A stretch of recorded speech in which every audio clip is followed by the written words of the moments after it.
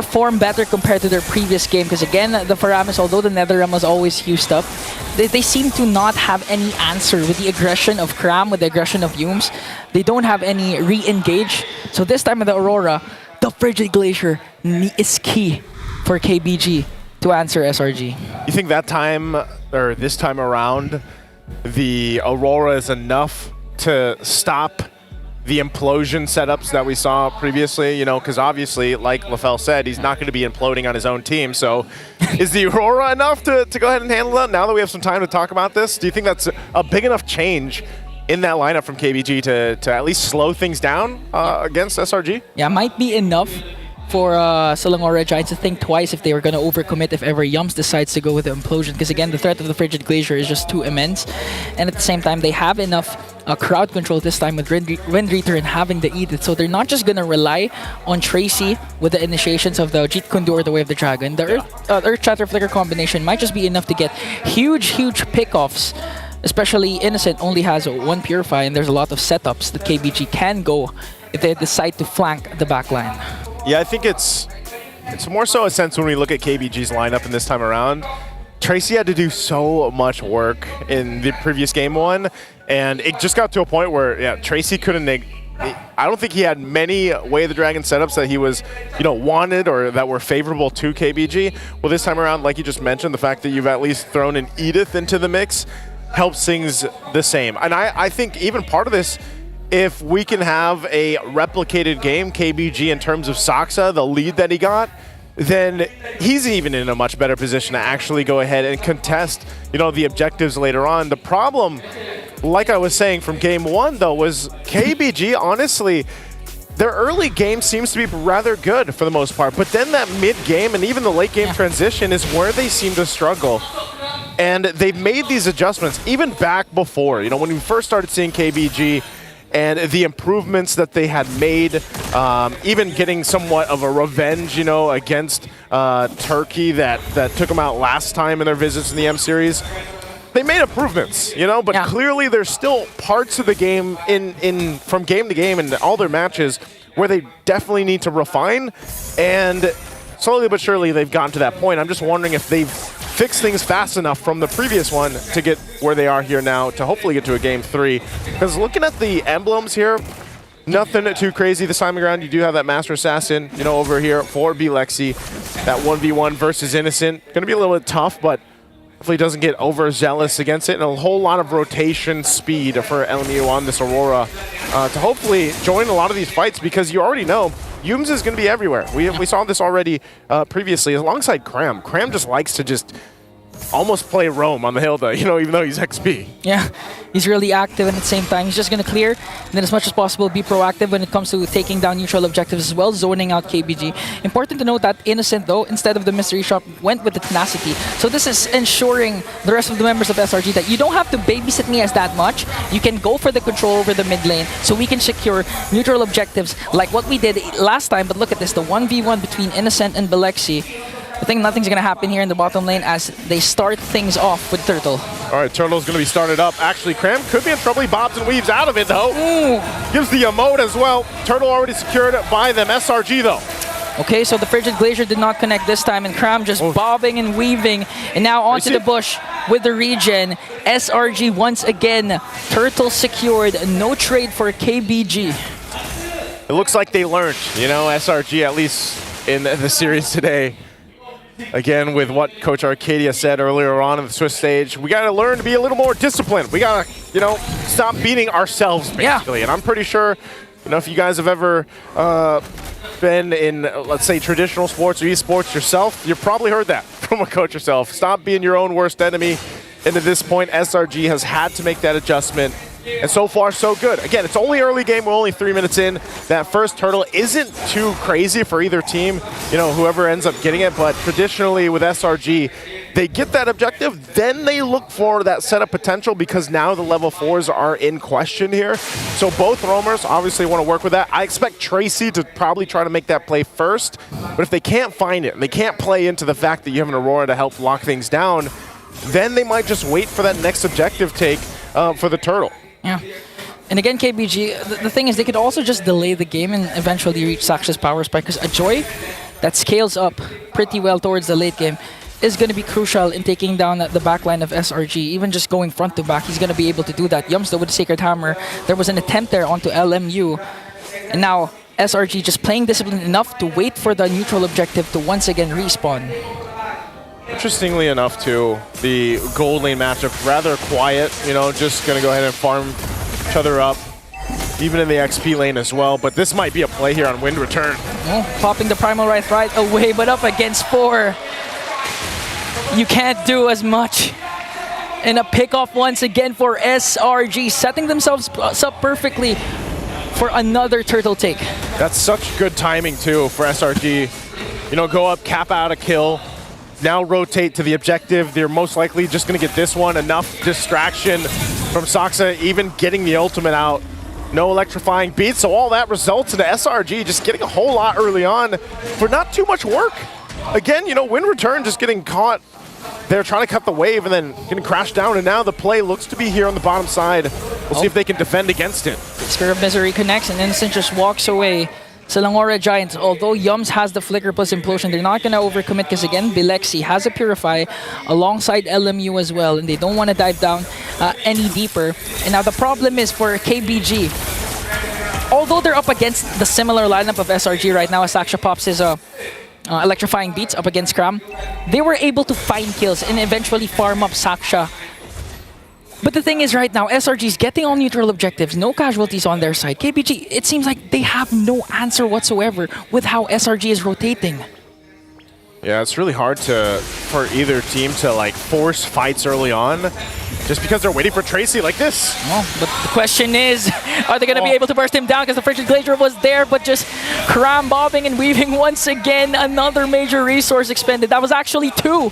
Way of the Dragon, Frigid Glacier did not connect for KBG. See, I don't know, man. I don't think that's the right target, you know, for Tracy to just kind of focus on. Because even if you kick Kram, yeah, he's just going to sidestep on out of that. And it's hard enough to get the Frigid Glacier down, but what more against the Hilda, who's so mobile already. So when they go and commit all that into trying to get a pickoff, look what's happening across the map. The macro level is already favoring SRG. They're able to push in some of the extra gold on the turrets. They get even one down on the top side. And this is where that momentum continues to build. Innocent getting the Starlium Scythe already is just showing you now. Uh-oh. Another stun plus Sacred Hammer. Gonna burst down Saksha. Goodbye is the right response for SRG. How do you even escape when these lockdowns are like this, you know? Turtles up again. This is just gonna, oh, Tracy, whoa, what a play. Stormy's reaction there. I don't know, man. This is really difficult for Tracy, as I was saying the whole time. Kram, he's just showing how tanky he is. That's it. Limit testing. Limit testing with returns Primal Wrath, doesn't care, and now just goes in back in the bush, heals up, has an additional shield. It's like they're unbothered with 3k gold lead, and now they're going to move past that and just go for Tracy. And again, Bilexi is also here. He still has his Purify, so they're quite safe. But as Selangor Giants, I'm pretty sure they want to go for a turret takedown before getting down this Lord. They might just have enough lead here to actually put pressure where they can just say, you know what, this is the lane we want to go. We're going to put all our eggs in this basket. We're going to get a turret. Boom, we move around. You know, they can actually do that at this point just because of the power spike difference with the lineup that SRG has. Again, copy and pasted from game 1. And we especially saw it shine towards that first Lord. And it was really difficult for KBG to actually catch their breath after that. They're well on the way of doing the same exact thing in this game too. As, you know, Bilexi, the best thing that he can do is go ahead and try to push in some of the tier 1 turrets. They're going to do exactly that. Oh. They won't be able to get it, though. Oh. Oh, no. Oh, here comes the conceal. XP laner Roamer going for the flank. Bilexi trapped. Caught in the midst of everything. Will be taken down. Wind Return has to flicker out with the Primal Wrath as well. And that's a huge, huge blow for SRG. Taking down Bilexi. Innocent goes in with the entropy. And now Sakai's with a stun. And the kill onto Wind Return. The moves, the grooves from SRG right now working as one unit. Not giving a chance to KBG at all around the map. They get the tier 2 as well. And now they get primed and ready. 20 seconds away from the Lord at this point. Massive lead at this point of the game. Look exactly what happened in the previous one where they just turned a switch after that early game. And now for KBG, it's looking grim. It's looking a little bit dire at this point on who do they even target. Tracy again. Who does he kick? It's Yums and Krams every single time, of course, in the front side, and you don't really want to kick one of them. You kick Yums, boom, implosion into the team. You kick Kram, he's just going to run away.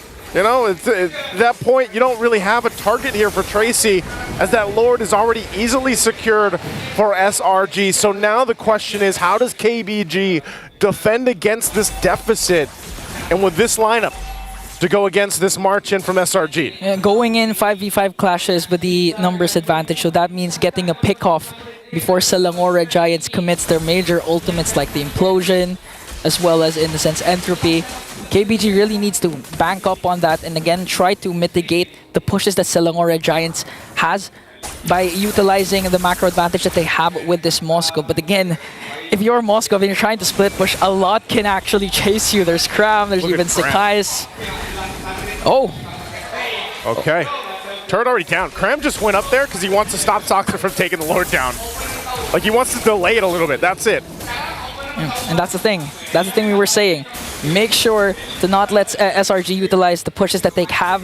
Again, Yums with the miscast, I believe, with the Implosion there, so there's no Implosion here. Tracy gets a kick, but quite off angle now. It's getting taken down by 4. One member down for KBG, and now they're working on the mid lane turret. Mid lane turret, tier 2, already down. Holy Shield still up, but gonna be popped here as SRG. Decisive lead right now for them. Eternal Guard dropped down just to cut them and zone them off. KBG can't do anything but watch their base turrets be worked on already. Soxa will go clear the wave, cut it out in the mid lane to just try to stop the bleeding a little bit. But the damage has already been done massively as SRG gets that base turret on the top side. And at this point, this is what KBG can actually do. Just try again and go for the split pushes, go for the cuts, not let SRG utilize the push, the siege that they can do as Belexi picks up the Trinity build right now.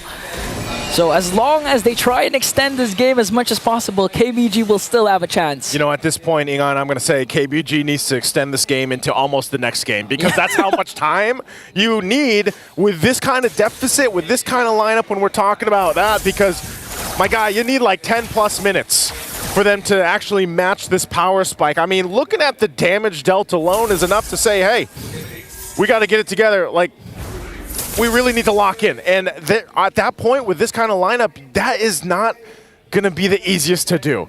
Even if you're forced into your base with the next Lord and they just, let's just say they die down, they wait. Sox is clearing waves, doing his thing. You need a lot more to go your way than what Selangor Red Giants can throw at you, because they have so many tools to just go ahead and make things happen for them or force fights in their favor that even when the Lord comes up, then, you know, they've got literally 7-man team running into the base, so if you're counting the Eternal Guard at that point. What's the 7th man? Oh, plus the Lord. The Lord and the Eternal Guard, the baby Lord, yep. The Lord plus the Eternal Guard. So clearly the numbers game is in the favor of SRG. You call it 8-man because of the gold lead. Like, that's kind of like an extra body too, you know? It's a tough mountain to climb for KBG. They will, however, just let go of this Lord. Gonna hope for the best. Gonna try and look for a pick-off before the Lord respawns, before they siege in. But again, with the discipline that SRG has been displaying, even if Tracy manages to look for a good wave of the Dragon, is the damage going to be enough to burst down Kram? Is the damage going to be enough to burst down Yums? That's going to be the main question. At the same time, Innocent, I rarely have seen Innocent use the Purify for this game specifically, because they cannot reach Innocent onto the backline. And the worst part is LMU, they have the Aurora, but the Frigid Glacier never seems to connect on the proper target that KBG wanted. And that's the thing, because every single time the target is either Yums or it's Kram. Tracy can't really get anybody else. And so either of those is not going to be the target that you actually want to go and lock down, you know, with this Frigid Glacier. We'll see if they can make it happen this time. Again, quite a lead right now. Frigid Glacier, are we going to be expended? Oh, wind return! Whoa, wind return! Use the Force to Flicker, Pyromal Wrath, just to try and delay. Here comes the Internal Guard. Lord up top. A conceal coming in from Selangor Red Giants. No ultimates committed yet. Here comes the shutdown onto a Wind Return. KBG doing their best to defend the onslaught of SRG. The Lord still standing strong as Tracy goes down. And the curse looks to be broken. And another mile extends the golden road of Selangor Red Giants.